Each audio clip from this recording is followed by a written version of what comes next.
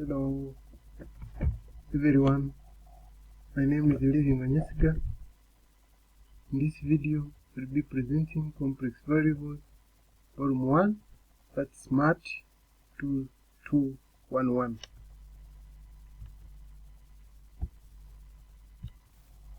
I'll begin with the course outline, and under this course outline, we are going to discuss about algebra and geometry of complex numbers, representation of complex numbers on a complex plane or Gann diagram, absolute value of complex numbers, polar form representation of complex numbers, De Moivre's theorem and its application, Euler's formula, roots of complex numbers, polynomials involving complex numbers, limits and differentiability of complex numbers, Cauchy's theorem and Cauchy's integral, Lorentz series, singularities, and then our last topic will be Cauchy's residues theorem.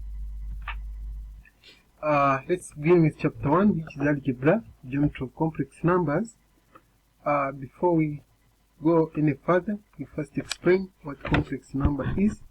Complex number is always in the form of z is equal to x plus iy, where it has the two parts or components. That's the real component and imaginary component. X represents for real of z, which stands for real component, and y, im of z, which stands for imaginary component. Then complex number z can be written in another form, that is complex conjugate, that is done by interchanging the sign on the imaginary part, which is, if it is positive, it becomes I. If it is positive I, it becomes negative I. So the complex conjugate of z is equal to x plus iy is equal to z bar is equal to x minus iy, where I is the square root of negative 1, or I squared is equal to negative 1.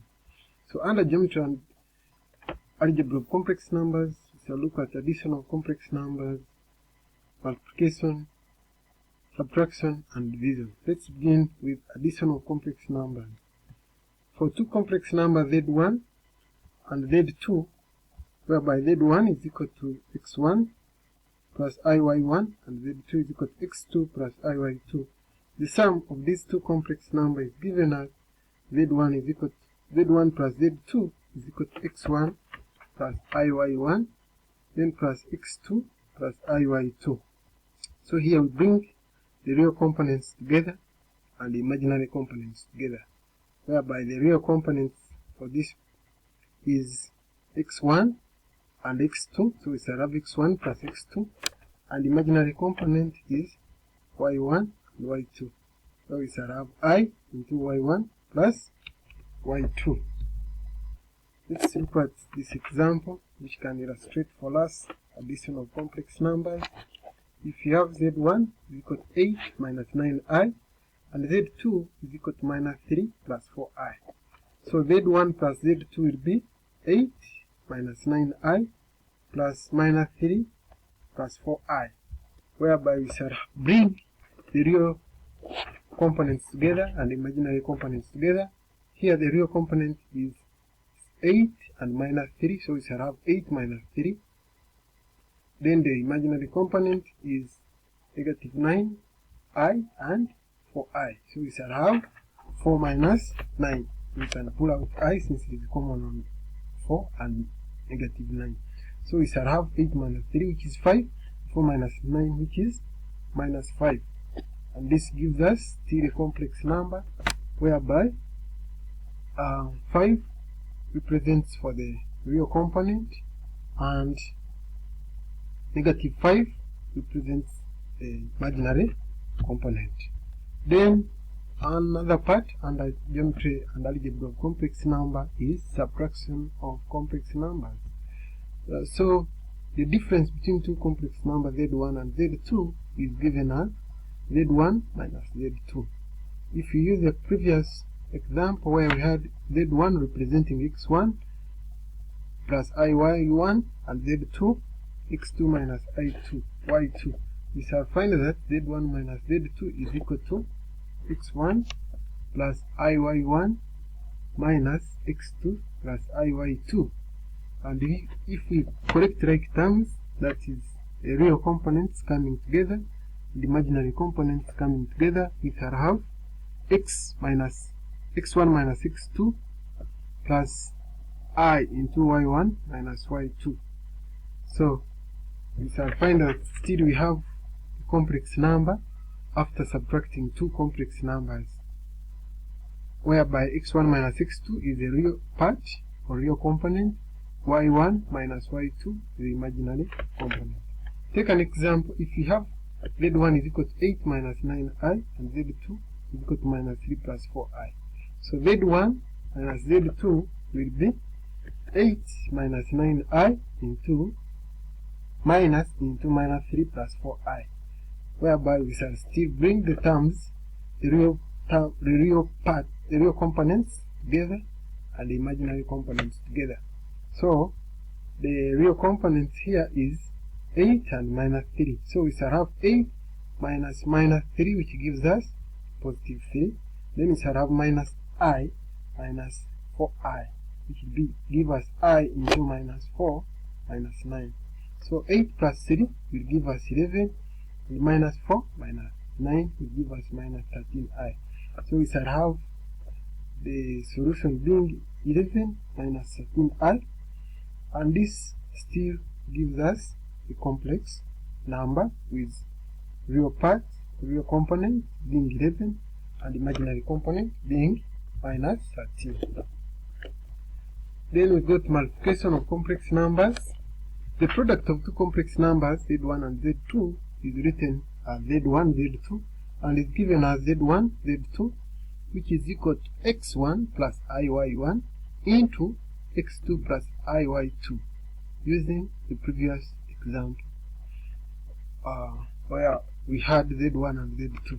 So we shall, if we open the brackets here, we shall have x1 multiplied with x2, then x2 multiplied with iy1, sorry, iy2, then the next term will be iy1 multiplied with x2, then the next will be iy1 times iy2, which will give us I squared y1 y2.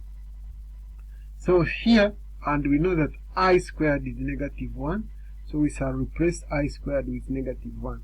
So this term becomes minus y1 y2. So we bring the terms, the real components together and imaginary components together. So the real components here, we shall have x1 x2 minus y1 y2 plus I into x2 y2 plus x2 y1 for imaginary component. Let's look at examples that can illustrate multiplication of complex numbers. So if z1 is equal to 2 minus 3i and z2 is equal to minus 1 plus 4i, then z1 z2 is equal to 2 minus 3i into minus 1 plus 4i. So we shall open the brackets by having 2 times negative 1, which is minus 2, 2 times 4, which is 8i, 3 times negative 3 times negative 1, which is positive 3i, then minus 3 times 4i, which gives us 12i squared, minus 12i squared, whereby I squared is negative 1. So the negative and the negative becomes positive. So we shall have minus 2 plus 8i plus 3i and plus 12, which will give us, whereby we shall bring the real parts together and the imaginary parts together, which will be minus 2 plus 12, which gives us 10, and then imaginary part will be 8i plus 3i, which will give us 11i. Then we have a note where we have a complex number multiplied by its complex conjugate. If you get a complex number, you multiply its complex conjugate, it gives you a result which is the square of its component. That is the square of the real part and the square of the imaginary part. Take an example. If you have z is equal to x plus iy, you multiply its complex conjugate, which is x minus iy, we shall have x squared, then multiply by negative iy times x, then we go to the iy, then we shall have iy times x, then the last part will be iy times iy negative. So I times I is I squared, so we know that I squared is negative, so it cancels, this becomes a positive.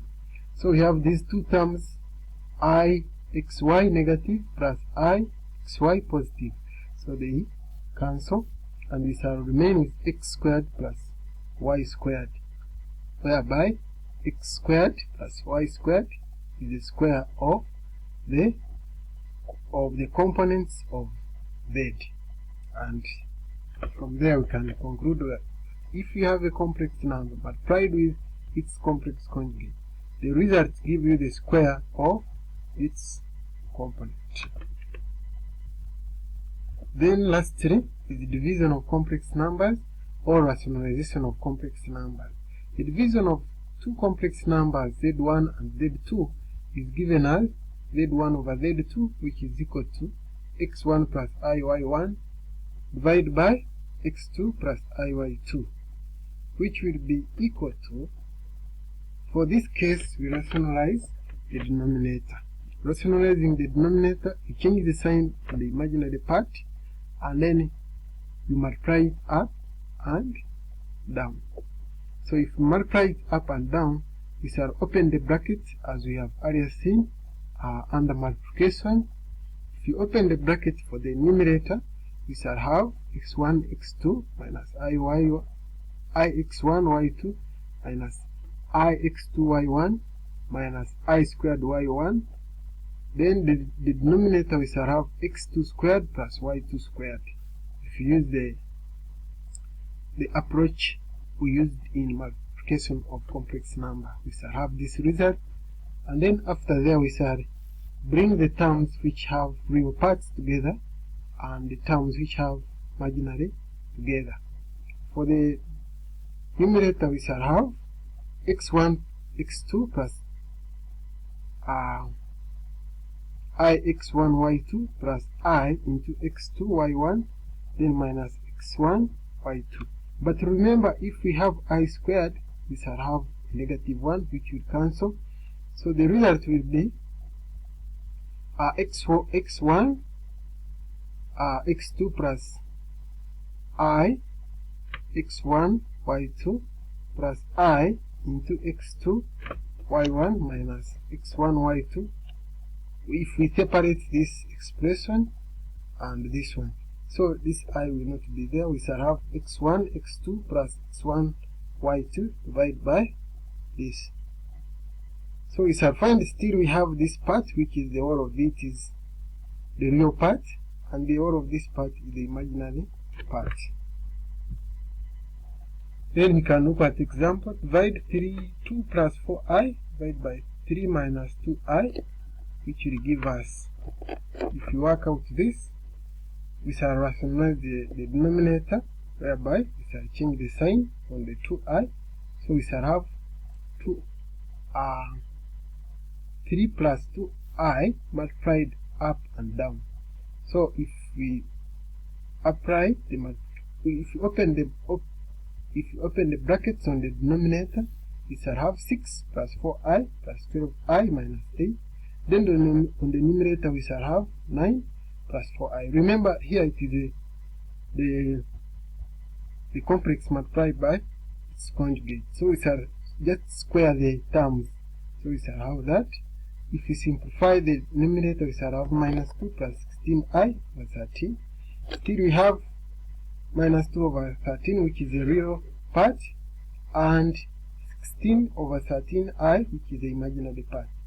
So we shall have the real part being minus 2 over 13 and the imaginary part being 16 over 13. So we have some home trials which you can try at home. There are 5 questions. Try to do them at home. So thanks for listening, and our next discussion will be the presentation of complex numbers on a complex plane, which is a gun,